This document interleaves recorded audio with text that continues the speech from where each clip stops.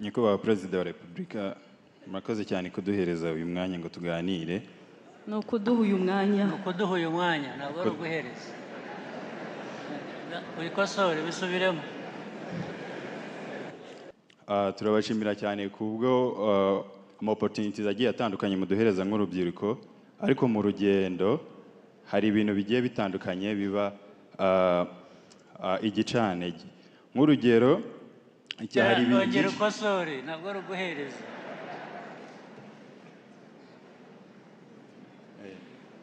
Turabashimiye cyane kubw'amahirwe atandukanye muduhereza.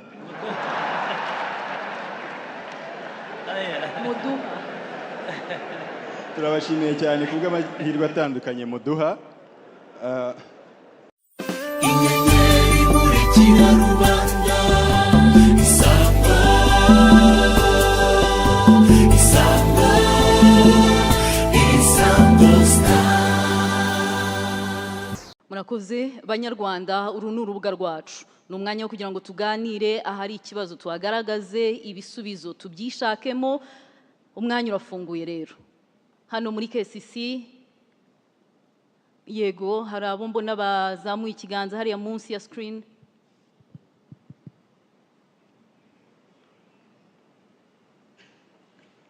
Nyakubahwa Perezida wa Repubulika, murakoze cyane kuduhereza uyu mwanya ngo tuganire. No kuduha uyu mwanya. Ntabwo ari uguhereza. Ubikosore bisubiremo. Nyakubahwa Perezida wa Repubulika, murakoze cyane kuduha uyu mwanya ngo tuganire. Njye banyita Trésor Gashonga, ndi rwiyemezamirimo ukiri mutoya, mfite company bita Inshuti Foods Limited. Inshuti ni food brand itunganya urusenda cyangwa se twongerera agaciro igihingwa cy'urusenda. Tukaba dukorana n'abahinzi basaga 100. Product zacu tukaba tuzicuruza hano mu Rwanda no mu masoko agiye atandukanye hirya no hino mu mahanga. Tukaba dufite na restaurant icuruza ama chicken wings cyangwa se inkoko ziba marinated amwe mu sauces dukora. Turabashimira cyane kubwo opportunities agiye atandukanye muduhereza nk'urubyiruko, ariko mu rugendo hari ibintu bigiye bitandukanye biba igicanege. Nk'urugero hari ibintu ukosore ntabwo ari uguhereza.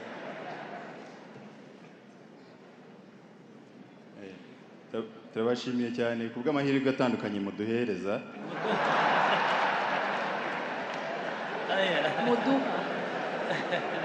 Turabashimiye cyane kubw'amahirwe atandukanye muduha.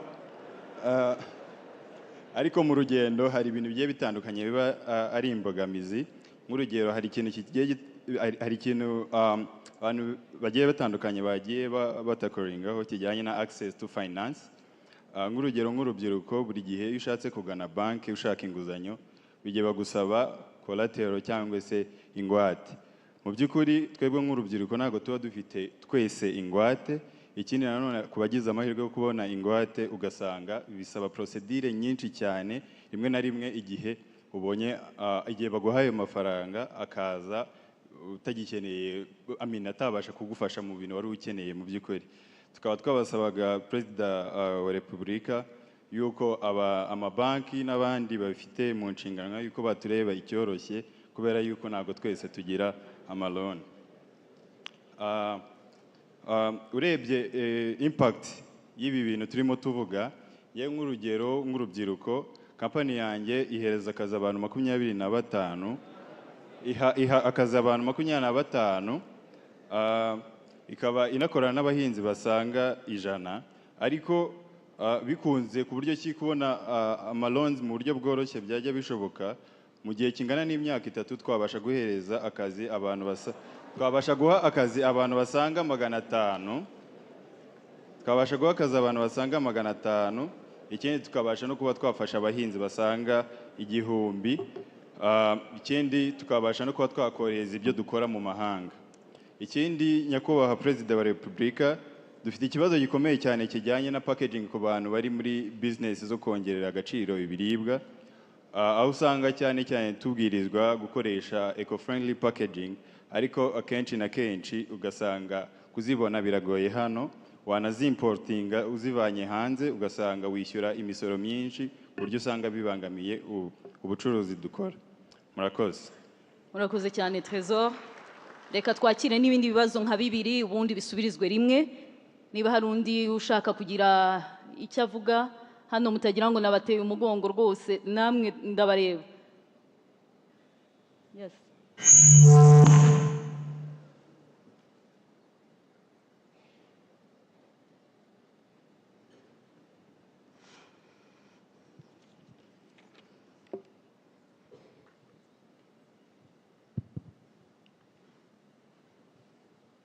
Muraho neza nyakubahwa Perezida wa Repubulika, nyakubahwa abayobozi b'igihugu, mbaje kubashimira cyane. Njyewe nitwa Krista Bizumuremyi, nkaba ntuye mu Bubiligi. I'm a student who is aiming for a communication degree and a bachelor's. If you allow me, I will continue in English to express myself correctly. Before I start, I would like to thank everyone for being here. I don't take this chance for granted because I've already learned a lot of insights about my country, how it's growing and where we have to grow. So first, I would like to commend the government for its strong investment in digital services and effective technology here in Rwanda. But as a Gen Z, for what I see around the world is increasingly embracing the artificial intelligence. And my question was if we are exploring how AI can be a leverage to support our vision in 2050, especially in innovation. Thank you very much. Murakoze cyane Krista, kandi twibutse n'abandi kurasa ku ntego. Reka twakire undi umwe hanyuma tubone kujya no kuri site ya Nyabihu. Abanyabihu mwe mwiteguye, turaje mu kanya. Twakwakira ikindi kibazo kimwe hanyuma tugakomeza.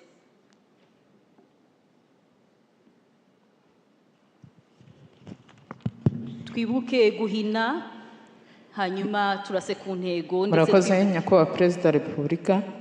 Nitwa Mushimiyimana Marie Rose. Nitabiriye umushyikirano nturutse mu karere ka Ruhango. Ndashima ikiganiro cyiza kimaze gutangwa ku iterambere ry'ubukungu kandi rirambye. Ariko kuri kino kiganiro nahise ngiraho ikibazo. Ni byiza koko ubukungu bw'igihugu cyacu buri kwihuta kandi igihugu cyacu cyateye imbere ku buryo bugaragara kandi byivugira. Ariko mfite ikibazo kirebana n'izamuka ry'ibiciro ku isoko. Ese ubushobozi bw'umuturage buhuzwa bute n'iterambere rirambye, dore ko ibiciro ku isoko bizamuka umunsi ku wundi? Murakoze. Murakoze cyane Marie Rose. Reka duhere nko kuri Minister Paula, Minisiteri y'Ikoranabuhanga na Innovation. Hari ikibazo Krista yabajije, ese turiteguye mu byerekeranye n'ubwenge buhangano? Murakoze nyakubahwa Perezida wa Repubulika. Yego, turiteguye mu bijyanye n'ubwenge buhangano. Twashyizeho politiki ijyanye n'uburyo twakwitegura nk'igihugu, uburyo dushobora kubyaza umusaruro ubwo bwenge buhangano. Ubu ngubu ingamba zikaba zishyizwe mu burezi, mu buzima hamwe no mu buhinzi. Bitavuga yuko n'ahandi hose tutazashyiramo imbaraga, ariko aho niho twagiye dukurikije strategy n'inyigo twakoze, niho hagaragara ko dushobora mu myaka 5 iri imbere kubona umusaruro uhagije ujyanye n'uburyo twakwifashisha ubwenge buhangano. Nyango ibintu bitatu politiki yacu ireba no kugira ngo turebe uburyo twakwifashisha ubwo bwenge buhangano mu iterambere ryacu nk'igihugu. Icya kabiri ni ukubaka ubumenyi ari ku baturage n'abarikoresha ubwo bwenge buhangano umunsi ku wundi. Icya gatatu ni ukubaka companies cyangwa startups zishobora kugira izo solutions zagenda zibyazwa umusaruro zikaba zanatangwa hanze y'igihugu.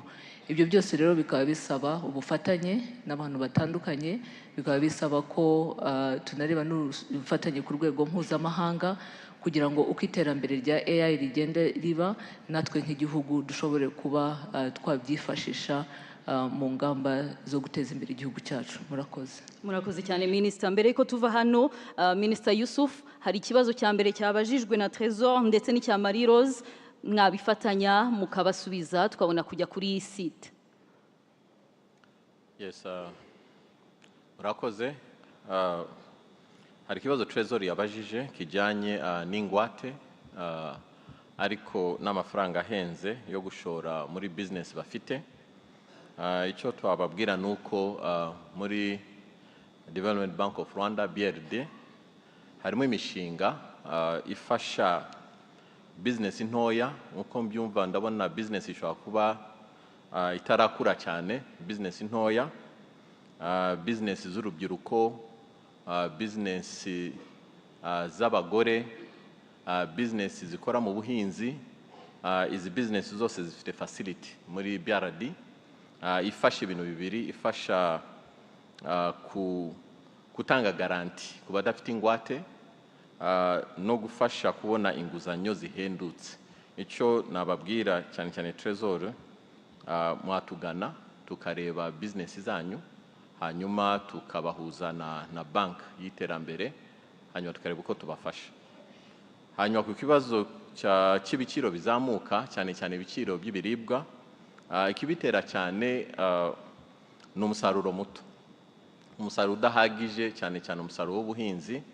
Nta kindi gisubizo. Igisubizo ni nk'uko Minister w'ubuhinzi yabivuze, tugomba kuzamura umusaruro. Umusaruro ntabwo urimo kujyana n'umubare w'abaturage wiyongera.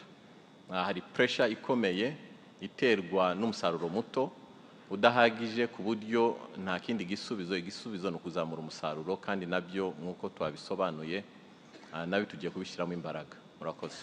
Murakoze Minister Yusuf. Abari kuri site ya Nyabihu twongeye kubaramutsa cyane, umwanya n'uwanyu.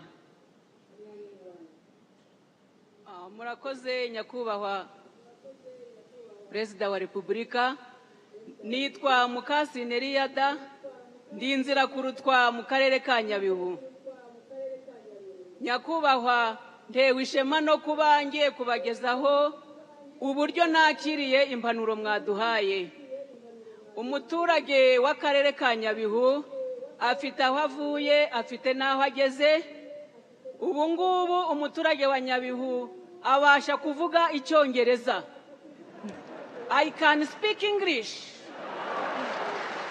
Ni ukuvuga ngo rero nyakubahwa, impanuro mwaduhaye twazumvise, zaba izo mu Kinyarwanda zaba n'izo mu Cyongereza.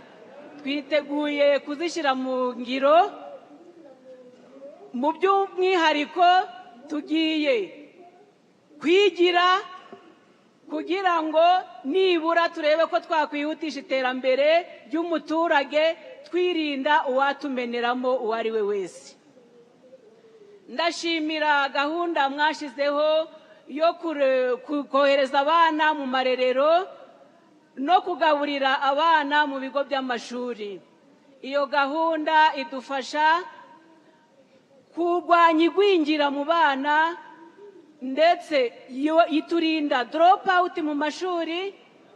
Ababyeyi nabo tubona umwanya uhagije wo gukurikirana ibikorwa byacu by'iterambere. Nyakubahwa rero, ndashimira by'umwihariko ibitaro bya Bigogwe mwaduhaye, byaje byunganira ibitaro by'akarere byubatse mu murenge wa Shira. Ibira bitaro bya Bigogwe byakira umubare munini w'abaturage ku buryo birenze ubushobozi bw'ibyo bitaro. Nanone inyubako z'ibitaro bya Bigogwe ni iza kera. Ibitaro rero bikeneye kwagurwa, gusanwa, kongererwa ubushobozi kugira ngo umuturage abashe kugira abone serivisi zimugenerwa uko zingana kose azibone mu gihe gito kandi heza. Yego Eliada, Perezida wa Repubulika. Murakoze cyane namwe murasobanutse. Twibuke kurasa ku ntego kugira ngo n'abandi babone umwanya wo kubaza. Murakoze cyane nyakubahwa Perezida wa Repubulika. Nitwa Dusabe Bernard, nkabinzira kurutwa mu karere ka Nyabihu.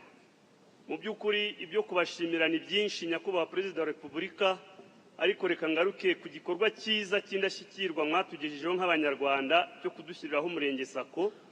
Bityo ndase ku ntego mbabwira ko twanejejwe cyane na automation mwashyizeho, aho umunyarwanda nangwa se umunyamuryango atakibikuriza mu murenge we gusa, akaba abikuriza mu karere kose nyirizina kagizwe n'imirenge 12. Bityo ibyo bikaba byaradushimishijwe mu bishimirwe nyakubahwa Perezida wa Repubulika. Sinasoza ntatanze icyifuzo. Mu by'ukuri ndabizi neza yuko mushimangira ihame ry'iterambere, nkaba mbasaba nyakubahwa Perezida wa Repubulika, nk'uko mwashyizeho gahunda ya automation tukaba tubikuriza mu karere, byaba byiza mudukoreye automation mu rwego rw'igihugu, ku buryo umunyamuryango ava muri Nyabihu akagera Nyagatare akagera Rusizi adatwaye amafaranga mu gikapu, ahubwo agasangayo serivisi z'imari, bityo bikamworohera. Murakoze, turabashimiye nyakubahwa Perezida wa Repubulika. Murakoze cyane Bernard, icyifuzo cyawe cyumviswe. Mbere yuko tugaruka kugira ngo Minisitiri w'Ubuzima asubize ikibazo cya Eliada, reka tubanze twerekeze muri Gakenke. Gakenke, mwiriwe neza, muratwumva? Umwanya n'uwanyu. Murakoze nyakubahwa Perezida wa Repubulika. Nitwa Niyonizeye Salomo, nkaba ndi umwe mu baturage batujwe mu mudugudu w'icyitegererezo wa Kagano ho mu murenge wa Muzo mu karere ka Gakenke. Nkaba mpagurukijwe no kugira ngo nze kubashimira nyakubahwa Perezida wa Repubulika, ariyo mpamvu nsaba abantu bari hano kugira ngo bantize amashi kugira ngo mbashimire.